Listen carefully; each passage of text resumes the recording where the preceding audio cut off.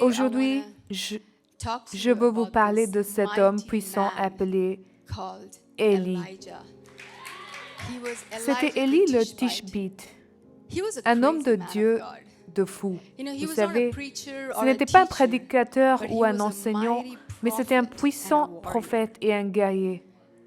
Je veux dire, l'audace qu'il a eue. Il était allé voir le roi Achab et dit, « Jusqu'à ce que je vous le dise, il n'y aura ni pluie ni rosée. » Waouh, quel niveau de confiance il avait. Puis il se rend à la maison de la veuve. Et vous connaissez l'histoire, n'est-ce pas? Il demandait du pain et de l'huile et elle n'en avait pas.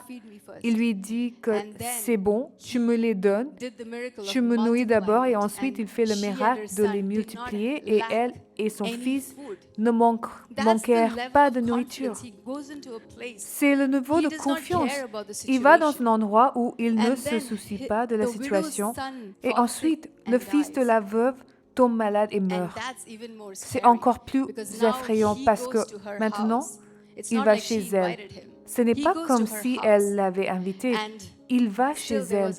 Et il y a toujours un manque. Il y avait un problème. Le prophète était là, tout près, mais il y avait quand même un problème. Allez, quelqu'un. Vous m'entendez? Et il n'a pas été touché par cette situation.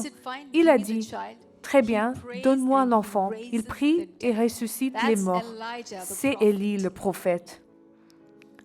Et ensuite, son plus grand miracle fut quand il a appelé le feu du ciel.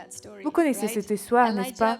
Nous connaissons Élie comme l'homme qui a appelé le feu du ciel. Il y a quelque chose à propos du feu et de lui. Puis, à l'apogée de son ministère,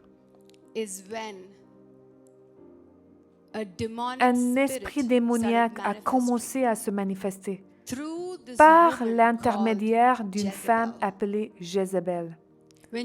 Lorsqu'elle a découvert ce qu'Élie avait fait, qu'il avait tué tous les prêtres de Baal parce qu'ils avaient perdu le concours, elle a été tellement intriguée, elle était tellement furieuse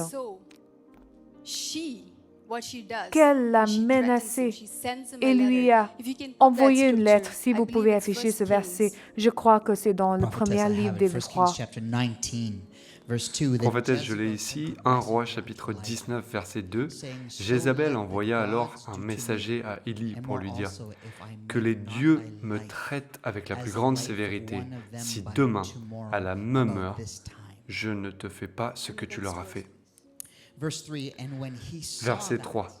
Voyant cela, Élie se leva et partit pour sauver sa vie. Il arriva à Beersheba, une ville qui appartient à Juda, et il y laissa son serviteur. Verset 4. Quant à lui, il marcha toute une journée dans le désert, puis il s'assit sous un genêt et demanda la mort en disant « C'est assez. Maintenant, Éternel, prends-moi la vie, car je ne suis pas meilleur que mes ancêtres. » Je viens de vous expliquer ce qu'a fait Élie. Mais cela n'a pas de sens, n'est-ce pas?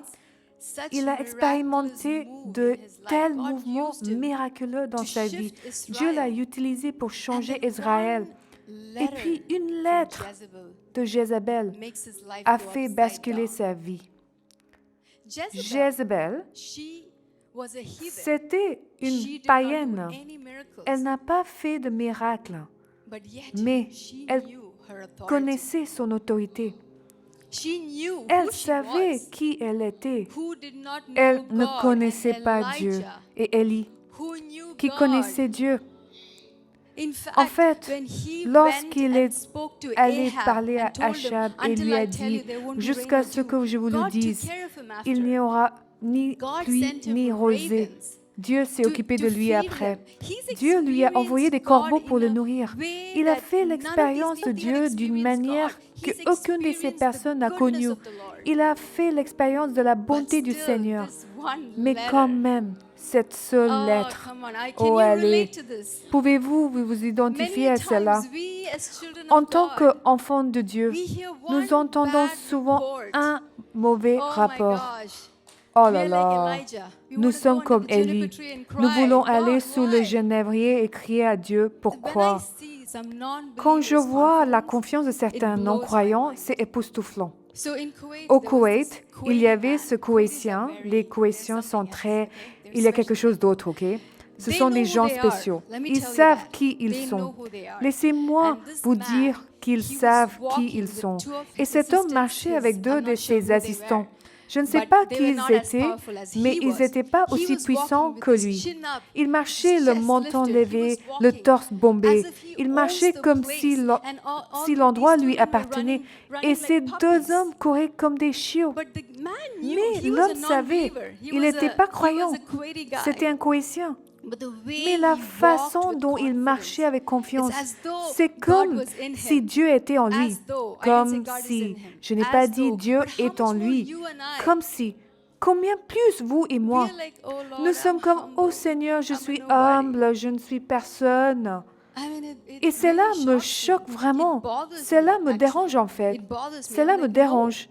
Je suis comme non, assez c'est assez. Quand nous allons dans un magasin, marchez avec confiance quand nous allons dans un endroit. Marchez avec confiance. Les gens ont besoin de sentir que vous portez Dieu. Vous ne pouvez pas entrer dans un endroit en tant que chrétien faible. Marchez avec confiance. Je veux maintenant vous expliquer ce qui est arrivé à Élie. Pourquoi a-t-il réagi de cette manière? En tant qu'enfant de Dieu, nous devons savoir que nous sommes menacés. En tant qu'enfants de Dieu, nous sommes ciblés. C'est une chose à laquelle nous ne pouvons pas échapper. Nous sommes toujours observés par l'ennemi. Pourquoi? Nous sommes une menace pour l'ennemi. C'est l'onction d'Élie qui a menacé la reine. Vous avez entendu le prophète prêcher à ce sujet. Le signe que vous êtes attaqué, c'est que votre onction est une menace pour l'ennemi. Mais parfois, tout ce que l'ennemi fait, c'est essayer d'affaiblir nos jambes. Parce que lorsqu'il peut affaiblir nos jambes, nous ne pouvons pas courir en avant.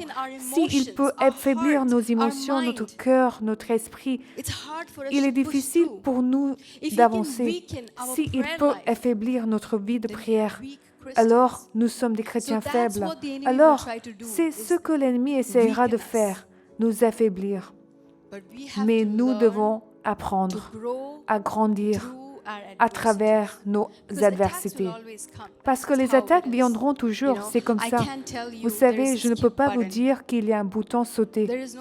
Il n'y a pas de bouton sauter. Parfois, nous devrons supporter des attaques, nous devrons supporter des défis en tant qu'enfants de Dieu, d'autant plus en tant qu'enfants de Dieu. Mais devinez quoi? Nous avons aussi une solution à nos problèmes.